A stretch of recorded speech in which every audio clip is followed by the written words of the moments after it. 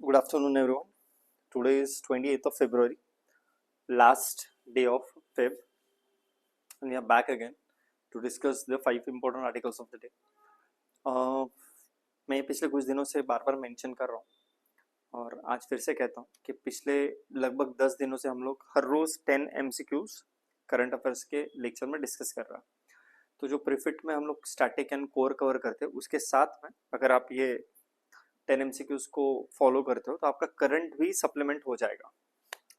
So the 5 articles that we are going to discuss today are, first one is from the industrial policy, मतलब industrial corridor develop हो रहे हैं India में।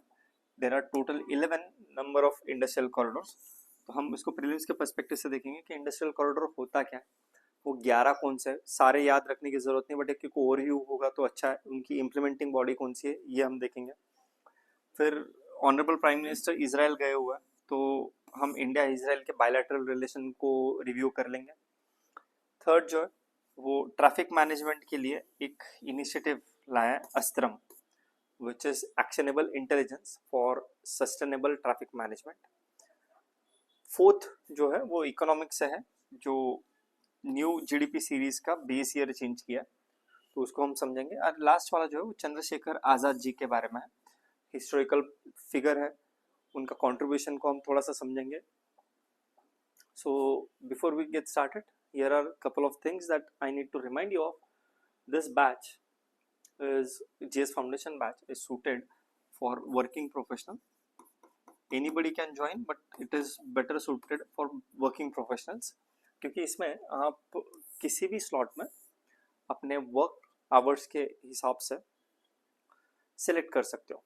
ये online और offline दोनों मोड में अवेलेबल है और ये उन लोगों के लिए जिनको कुछ भी नहीं पता है और उनको थरली पढ़ाई करके इसको क्रैक करना है। So this is a very important batch for those जिनको जीरो से हीरो तक का जर्नी ट्रैवल करना है। ये प्रीफिट इनिशिएटिव है जिसमें एक सिर्फ प्रीलिम स्पेसिफिक इकोसिस्टम बिल्ड की गई है और इस इकोसिस्टम में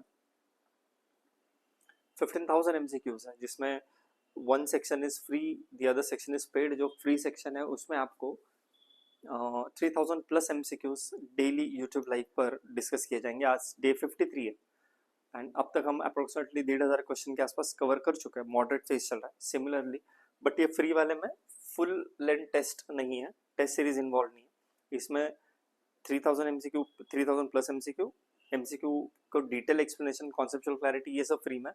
और पेड पार्ट में आपके 120 टेस्ट है जो 30 easy, 30 moderate, 30 difficult and remaining 30 approximate of full length test, previous year question, ये सब का क्यूमुलेटिव पैकेज है। इसका प्राइस जो है वो 7,999 है।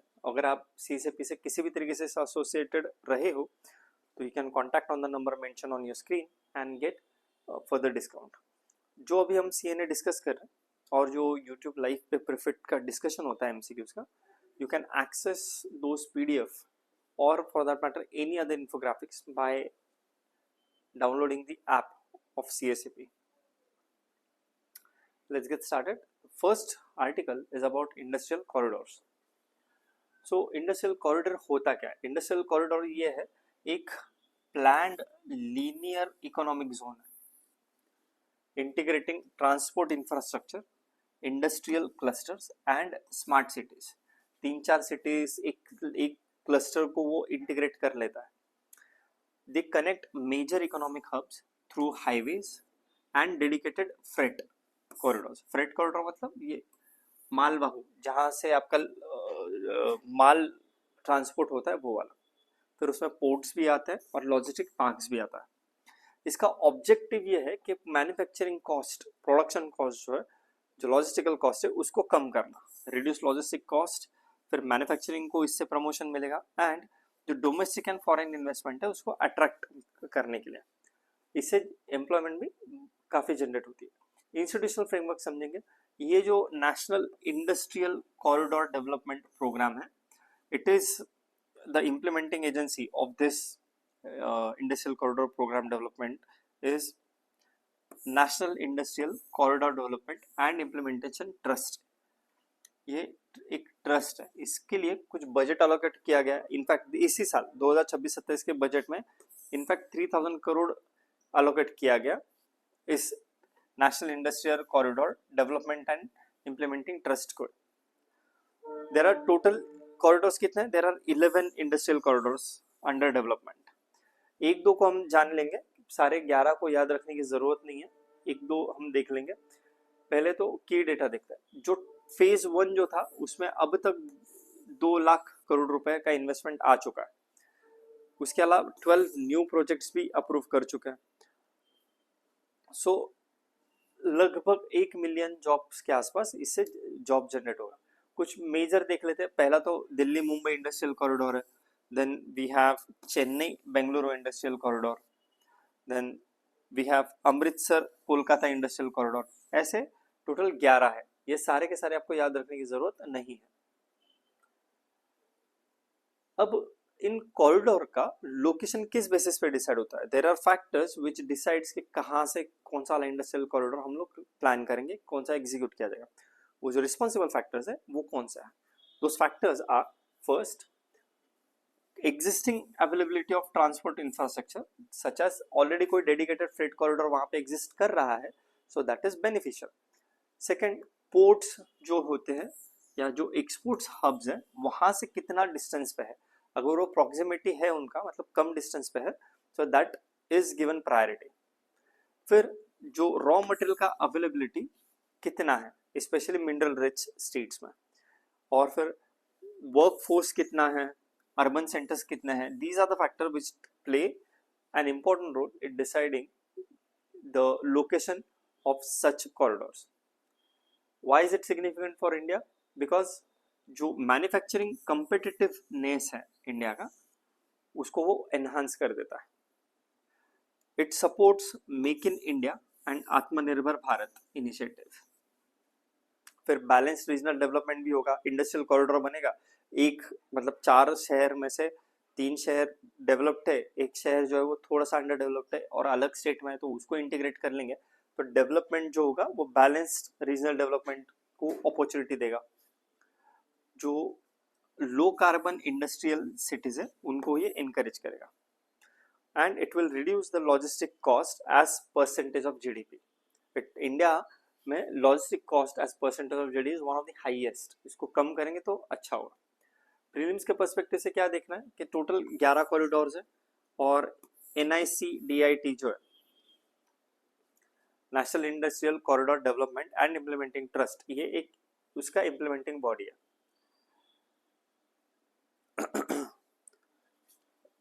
2 लाख करोड़ का अब तक इन्वेस्टमेंट खींच चुका है और इट इज एक्सपेक्टेड कि वो फर्दर इन्वेस्टमेंट खींचेगा. लगभग 1 मिलियन के आसपास जॉब जनरेट करने वाला. Question 1. The Delhi-Mumbai Industrial Corridor is primarily anchored by Eastern Dedicated Freight Corridor, Western Dedicated Freight Corridor, Golden Quadrilateral Highway और Sagarmala project. The answer would be obviously east में तो है नहीं. सागरमाला प्रोजेक्ट तो ओशनिक बॉडी ओशन पे है, तो बचा क्या? बी और सी. ठीक है. Western industrial development corridor, freight corridor, western. The Vizag Chennai Industrial Corridor is a key component of a Bharatmala project, East Coast Industrial Economic Corridor, Northeast Industrial Corridor और Inland Waterways Development Program. Logical answer क्या होगा? Bharatmala project तो होगा नहीं, north east तो होगा नहीं, B या डी हो सकता है. उसमें भी आप लॉजिक लगाकर ये दोनों भी सिटीज कोस्ट पे, तो answer would be B. Next question, next article, India Israel bilateral relations. India और इजराइल के बायलैटरल रिलेशन बहुत इंपॉर्टेंट है क्योंकि India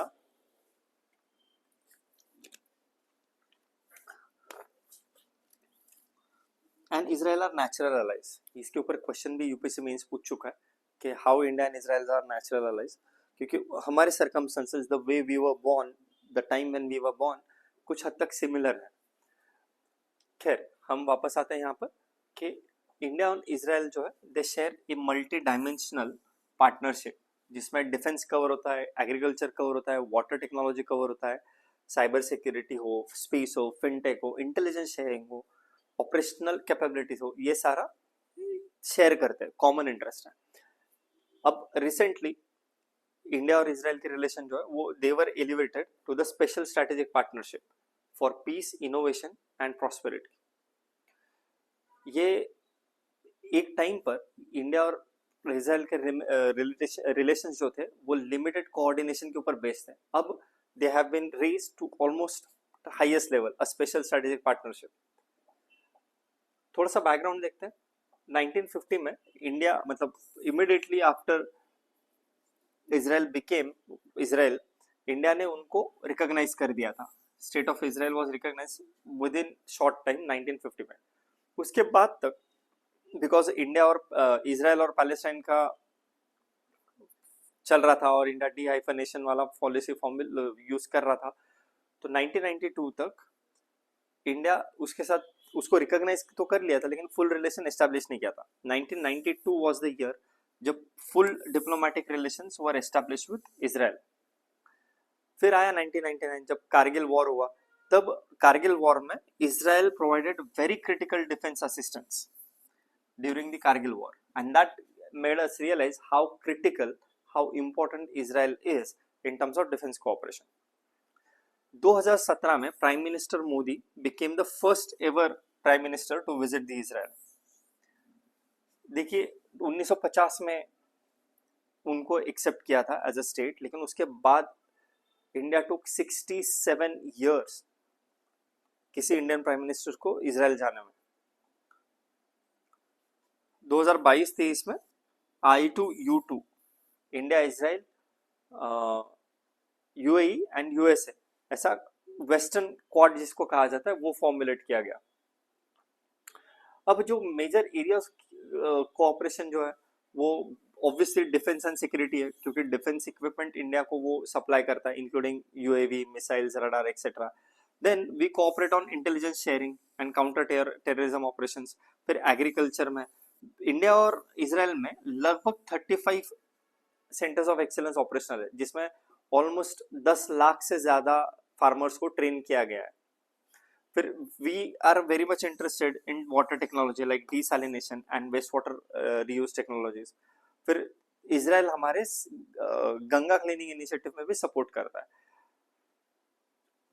research and development, innovation ecosystem, इसमें भी बहुत सपोर्ट करता है। फिनटेक हुआ, साइबर सिक्योरिटी हुआ, cooperation between ISRO and Israeli space agencies हुए, या लेबर मोबिलिटी हुआ, ये सारा area Israel and India have been cooperating for a long time. कुछ इंस्टीट्यूशनल मैकेनिज्म देख लेते हैं। एक, India and Israel has academic cooperation forum, और जो इंडिया एंड इसराइल का एक पार्लियामेंट्री फ्रेंडशिप ग्रुप भी है। Critical and emerging technology initiative जो है that is led by the national security adviser of both the countries. Critical and emerging technology ये national security के पर्सपेक्टिव से क्रिटिकल है, बहुत इंपॉर्टेंट है। एंड और एक R&D फंड है, research and development fund, India और इसराइल का। इकोनॉमिक डिमेंशन से देखते हैं तो फ्री ट्रेड एग्रीमेंट जो है वो इंडिया और इसराइल के बीच में फास्ट ट्रैक हो गया, स्पेशली जो बायलैटरल इन्वेस्टमेंट एग्रीमेंट साइन हो गया 2025 में। जो हाईटेक, सेमीकंडक्टर, डिफेंस मैन्युफैक्चरिंग, ये वाला जो सेक्टर है वहां पे Israel is very critical partner. High tech, semiconductors and defence manufacturing. और recently India has been diversifying its investment away from defense to agriculture to artificial intelligence to innovation ecosystem, water management या water desalination, इसमें investment को diversify कर रहा है।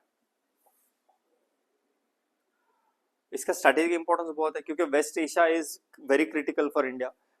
West Asia का peace India के energy security को प्रोवाइड करता है। वेस्ट एशिया में पीस इंडियन डायस्पोरा के वर्क एटमॉस्फेयर को सिक्योरिटी प्रोवाइड करता है। And having a good friend in West Asia, that is Middle East, is always a plus point while maneuvering the countries of different interest.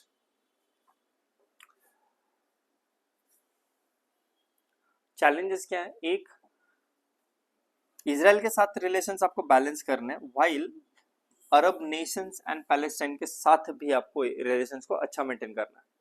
Iran और Israel एक दूसरे के कट्टर opposite है। Iran के साथ भी आपके अच्छे रिलेशन है, उसको भी कंटिन्यू मैनेज करना है। फिर जो regional instability in West Asia, मतलब within country, within different different countries there are so many internal conflicts, उसमें उसके थ्रू नेविगेट करना is not an easy task. There are cyber security vulnerabilities, क्योंकि digital system अब integrate हो रहे हैं। जो फ्री ट्रेड अग्रीमेंट है ड्यू टू टैरिफ सेंसिटिविटी, उसमें डिले हो रहा है। फिर जो पॉलिटिकल टेंशन आते रहते हैं तो एनर्जी सिक्योरिटी पे भी टेंशन आ जाता है। प्रीलिम्स के फोकस पॉइंट्स है, जस्ट रिमेंबर दिस कि 1950 में ही इंडिया ने उसको रिकॉग्नाइज कर लिया था, लेकिन फुल डिप्लोमेटिक रिलेशनशिप शुरू हुआ 1992 में। हाँ, ये क्रिटिकल है, इसको आप याद रखिए। UPI integration with Israeli payment system, ये हो गया है। इंडिया का यूपीआई इजराइल ने अपने पेमेंट सिस्टम में इंटीग्रेट कर लिया। First MCQ, India establish full diplomatic relations with Israel in 1992. The grouping I2 and U2, also known as West Quad, West Asia Quad, consists of which of these? India, Israel, Iran, UAE, India, Israel, UAE, USA, India, Israel, UK, USA, India, Indonesia, UAE, USA. The answer is India, Israel, UAE, USA.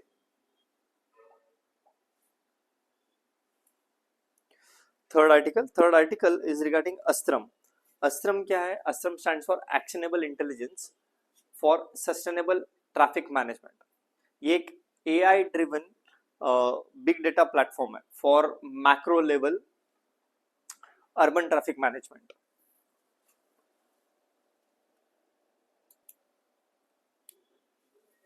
ये real time में update provide करता है और traffic, आप ऐसा समझिए कि ये प्रेडिक्टिव ट्रैफिक इंटेलिजेंस को देता है। मतलब वो सीसीटीवी से फीड लेगा, ये रियल टाइम एक्सीडेंट को देखेगा और ये एक जगह पर जाएगा, इसको प्रोसेस करेगा and it will solve the traffic issues. अब ये नेशनल लेवल पे इंप्लीमेंट करना थोड़ा बड़ा बात हो गया। अभी के लिए ये बैंगलोर ट्रैफिक पुलिस ने इसको इंप्लीमेंट करना शुरू किया है। It is an initiative of Bangalore police, Karnataka cadre के जो ऑफिसर्स है उन्होंने किया है। थोड़ा सा इसको क्विकली समझते हैं। It is developed by Bengaluru traffic police, एक Dutch design and consultancy firm है, उसने बेंगलुरु पुलिस ट्रैफिक पुलिस को असिस्ट किया। पर्पस क्या है इसका? अर्बन कंजेशन को रिड्यूस करना, रोड सेफ्टी को बढ़ाना, जो प्रेडिक्टिव ट्रैफिक कंट्रोल है उसको एनेबल करना और automate the incident detection and reporting. जो एविडेंस बेस्ड अर्बन प्लानिंग होती है उसको भी असिस्ट करेगा। ये काम कैसे करता है? पहले तो इसका डेटा इंटीग्रेशन होता है, मतलब जो भी सीसीटीवी से लाइव फुटेज है वो उनको इसको दिया जाता है। फिर वो एक automatic number plate recognition system को यूज करता है। फिर जो भी डेटा उसके पास जाता है उसको प्रोसेस करके open traffic and mobility data sets को क्रिएट करता है, उसका एनालिसिस करता है and then it identifies the recurring congestion pattern. कौन सी जगह पे बार बार कंजेशन हो रहा है, क्यों हो रहा है, उसको वो आइडेंटिफाई करता है। उसके अलावा जो नॉन रिकरिंग डिस्ट्रप्शंस है, जैसे कि कोई एक्सीडेंट हो गया, कोई प्रोटेस्ट पर आ गया, कहीं पे पानी भर गया, जो रेगुलर नहीं होता लेकिन उसकी वजह से ट्रैफिक डिस्टर्ब हुआ है, तो उसको भी वो आइडेंटिफाई करेगा और प्रेडिक्टिव एनालिटिक्स लगा के पहले से ही सारे सिग्नल्स के साथ कॉन्फ़िगर करके सबके साथ कोऑर्डिनेट करके वो ट्रैफिक को मैनेज करना शुरू कर देगा। इतना बढ़िया अस्त्रम इनिशिएटिव लिया है बेंगलुरु पुलिस ने। ये हर 15 मिनट में रिलेवेंट ट्रैफिक ऑफिसर जो है उनको वो अलर्ट भेजते रहता है और जो लोकलाइज्ड टाइमली इंटरवेंशन है उसको वो एनेबल कर देता है। तो you can think of as it a very magic solution for traffic. पूरा प्रॉब्लम तो सॉल्व नहीं होगा लेकिन ट्रैफिक कंजेशन का majority of the crisis can be handled by the initiative like Astram. ऐसे अस्त्रम जैसे इनिशिएटिव को आप मेंस के एग्जाम में कोट कर सकते हो या पर्सनैलिटी टेस्ट में आप कोट कर सकते हो। जब कभी आप ऑफिसर बनोगे लेट्स से कि नेक्स्ट ईयर बन जाओगे, तो you will have a very good initiative to look up to. यहाँ से आप पढ़कर इसको गुवाहाटी का ट्रैफिक प्रॉब्लम सॉल्व करने में यूटिलाइज कर सकते हो। फीचर्स क्या है, एक सेंट्रलाइज्ड डैशबोर्ड है इसका, city wide situational awareness provide करता है। फिर एनालिटिक्स जो है वो प्रेडिक्टिव है, it forecast the bottlenecks before the peak congestion. Incident reporting के लिए बॉट इसमें है। So basically it addresses the problem, it predicts the problem and then provides the solution। Accident को ऑटोमेटिकली लॉक कर लेगा, रोड ऑब्स्ट्रक्शंस को पहले ही देख लेगा। इसमें कुछ इवेंट मैनेजमेंट टूल्स भी है, लॉन्ग टर्म प्लानिंग एनालिटिक्स में भी ये सपोर्ट करेगा। सो इसका सिग्निफिकेंस बहुत ज्यादा है। जो भी स्मार्ट सिटी गवर्नेंस का आइडिया है इसको वो डिस्प्रोपोर्शनेटली एनहांस कर देगा। जो manual monitoring and public complaints है उसके ऊपर के इसके डिपेंडेंसी को रिड्यूस कर देगा। जो इमरजेंसी रिस्पॉन्स टाइम है या क्यूआरटी जैसे कहा जाता है, क्विक रिस्पॉन्स टीम जहां पे जाती है इमरजेंसी रिस्पॉन्स में, उसको रिड्यूस कर देगा। इम्प्रूव मतलब इमरजेंसी रिस्पॉन्स टाइम को वो इम्प्रूव कर देगा, जो टाइम लगता है उसको रिड्यूस कर देगा। और जो डेटा बैक्ड अर्बन मोबिलिटी के रिफॉर्म्स है उसको ये सपोर्ट करेगा। अब चैलेंजेस क्या, एक continuous CCTV and NPR surveillance रहेगा, तो प्राइवेसी कंसर्न्स तो रेज हो गई। जो डेटा प्रोटेक्शन है, साइबर सिक्योरिटी के रिस्क है, ये भी तो बीच में आएंगे। फिर इंफ्रास्ट्रक्चर, इस इंफ्रास्ट्रक्चर को मेंटेन करने का प्राइस भी बहुत ज्यादा है, हाई कॉस्ट है, और dependence on reliable electricity and connectivity. एक भी रप्चर हुआ तो डेटा प्रोसेसिंग के ऊपर इंपैक्ट होगा। First MCQ, Astram is primarily design to provide navigation and individual commuters? No. Replace all traffic police personnel? No. Often AI driven macro level traffic intelligence to authorities? Correct. Answer is C. Which of the following technologies is directly used by Astram for traffic analysis? CCTV live feeds? Yes. Automatic number plate recognition system? Yes. Blockchain based toll systems? No. Answer is 1 and 2। Toll system के बारे में कहीं पे भी बात नहीं है।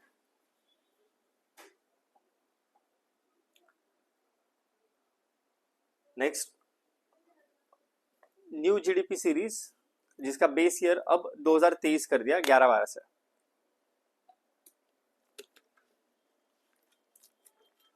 इसको अपडेट किया गया ministry of statistics and programme implementation, that is मॉस्पी।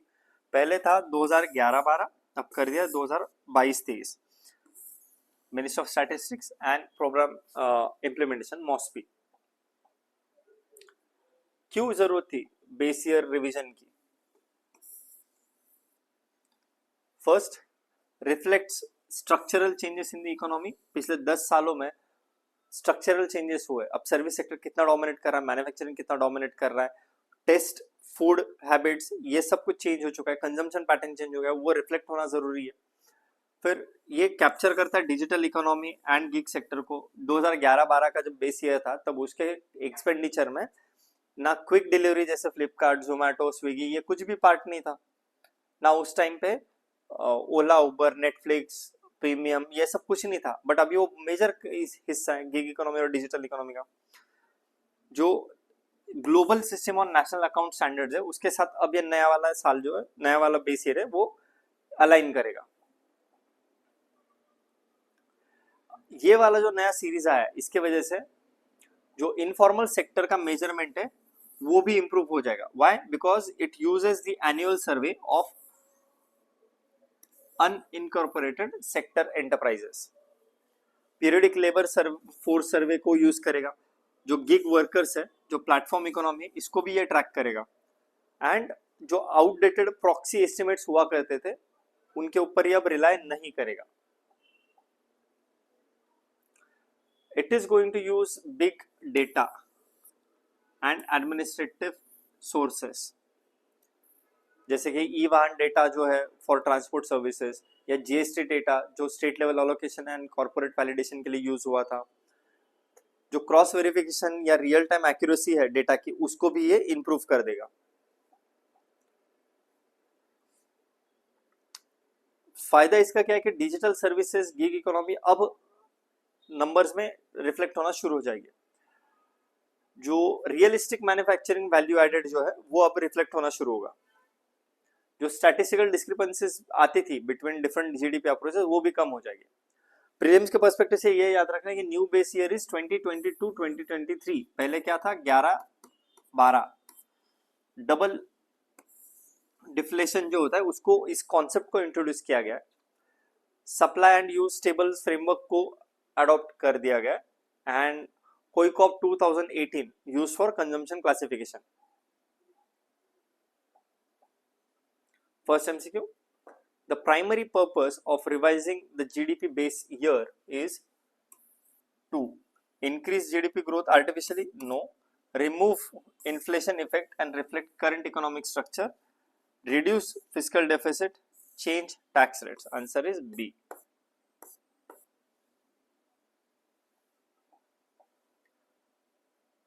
Question number 2.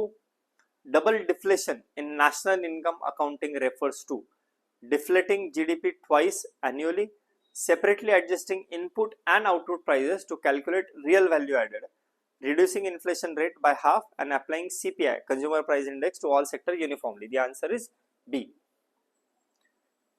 Double deflation refers to separately adjusting input and output prices to calculate real value added in economy.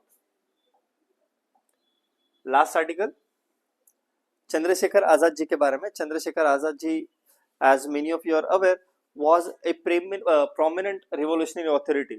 Bhagat Singh के साथ में थे वो, और रादर भगत सिंह इनके साथ में थे क्योंकि ये उनसे सीनियर थे।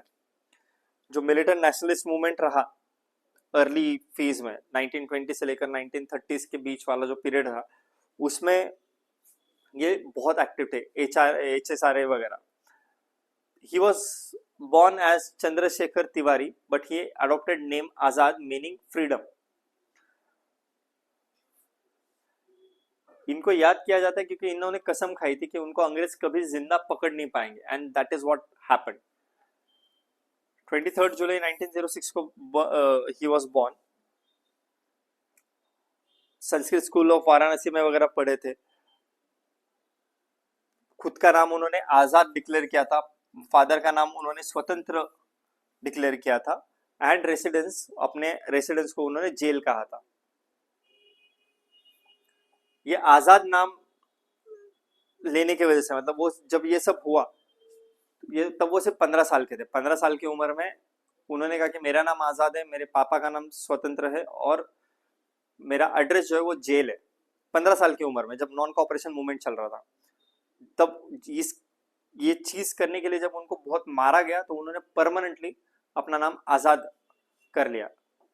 जब वो नॉन कॉपरेशन मूवमेंट में जब वो धरना दे रहे थे, तब इनसे ये सवाल पूछा था कि तुम्हारा नाम क्या है, तुम्हारे पापा का नाम क्या है, कहाँ से हो, तो उन्होंने ये आंसर दिए थे। मार खाने के बाद में वो उन्होंने परमानेंटली आजाद कर लिया और रिवोल्यूशनरी ज्वाइन कर लिया। नॉन कॉपरेशन मूवमेंट जब खत्म हुई उसके बाद में, मतलब चौरी चौरा इंसिडेंट जो 1922 में हुआ था, उसके बाद में ही turned into the armed resistance. He believed that militant action was necessary to throw the British rule. उनके कुछ मेजर कॉन्ट्रीब्यूशंस को समझते हैं। काकोरी कॉन्स्पिरेसी केस है 1925, जब उन्होंने ट्रेन रॉबरी में पार्टिसिपेट किया था। ट्रेन रॉबरी HRA ने की थी, हिंदुस्तान रिपब्लिकन एसोसिएशन ने। कई बार उन्होंने अपना अरेस्ट को इवेड किया था। फिर came the Lahore conspiracy theory, conspiracy of 1928. With Bhagat Singh and Rajguru, he was involved in the assassination of British officer Saunders. John Saunders के assassination में ये involved थे भगत सिंह और राजगुरु के साथ में। और ये इन्होंने किया था क्योंकि लाला लजपत राय जी के जो हत्या हुई थी, डेथ हुई थी, उसका रिवेंज लेने के लिए। He was also present during the Simon Commission protest. He reorganized the revolutionary group after crackdown of HRA. It was reorganized as HSRA, Hindustan Socialist Republic Association.